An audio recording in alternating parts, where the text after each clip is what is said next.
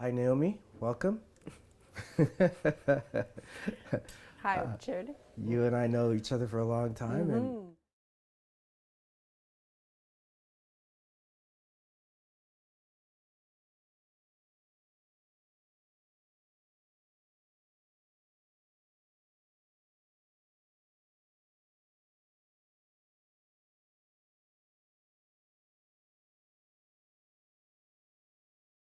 that song, you're. So let me tell you this. Go ahead. Music for me was always my first form of therapy. And the house music scene that I knew you from, that was my first church in a sense, you know what I mean?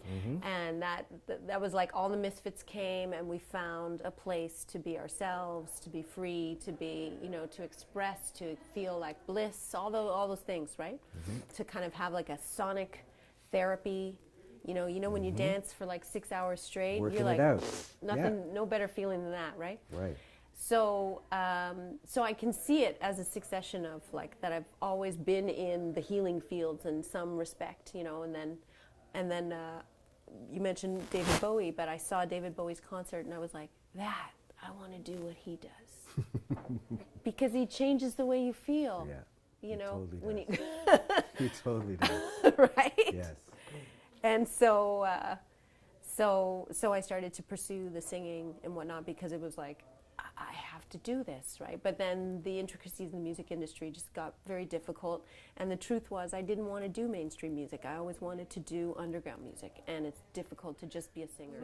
There's music, and then how did you transition from music to therapy? Right, exactly. Well, as you know, most therapists are wounded healers, right? Exactly. Heal thyself first. Yes. Heal thyself first. Yeah. So I started to go after my own process, obviously.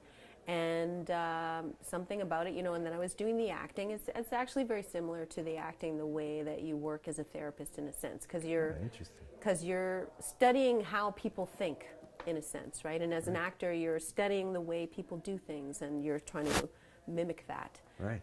So therapy is very similar because you're following somebody else's thought patterns, and you're trying to empathize with what it would feel like to live in their life, right? Empathy is in short supply. Yeah. yeah. So in my own process of therapy, I thought, I think I can do this, and I started to go into the study of it, and and there you are. And then and then I had my children, so it seemed like more of a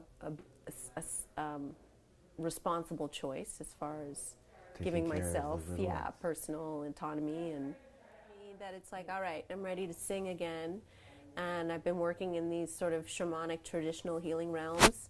And there's a place for me there doing music where you can sort of hold ceremony for people and hold a current or hold a musical frequency for people. Wow. So that is the next venue, which means I've got to start learning Spanish and Portuguese because a lot of these songs are not in English. Oh, amazing.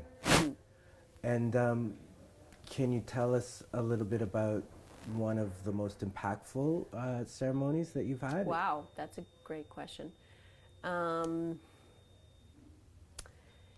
It's really interesting because the ceremonies are not in English, so you're really getting, or for me, I'm getting the messages through the frequency of the sound of the songs, of the healing songs. So that's always been really interesting because you're not understanding what they're saying, and then if you go back and sort of look at what the songs said. were about, you're like, wow, that was totally on track with what I was experiencing, right? which is interesting. So there's sounds of the heart that go beyond language in a sense. Wow. And but I would say the last ceremony I did recently in Brazil on the beach for Iemanjá, for the goddess of the sea, that was probably the most. I was like, I have found home. Oh, nice. nice. So is it so it's as cathartic for you as it is for the participants? Definitely, yeah. No, it's awesome. You're not there if you don't want to be there. Like, Right. If I've been in ceremonies where I've been like questioning whether this is what I should be doing or not, and it's sort of like nobody's here by force. Right, they're choosing to be there. Yeah. Awesome, so awesome.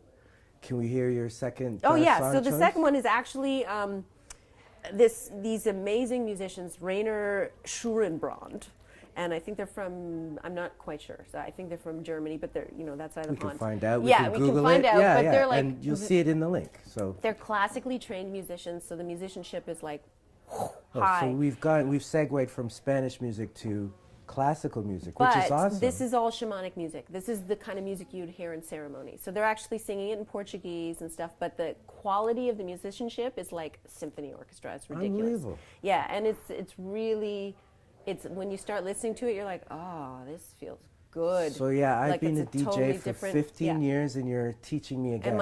Am I bringing you some new music? You're teaching me. You're exposing me to new music. Good. This is awesome. I've always wanted to be a DJ. You are right now, And I realize I'm more of Now a, is your I'm a chance. selector. I'm You're- not a DJ. as I am. As I am. So there we are. Yeah. So we're gonna listen to Naomi's To next Rainer. track. Rainer Schurenbrand. And shoot about. Cool.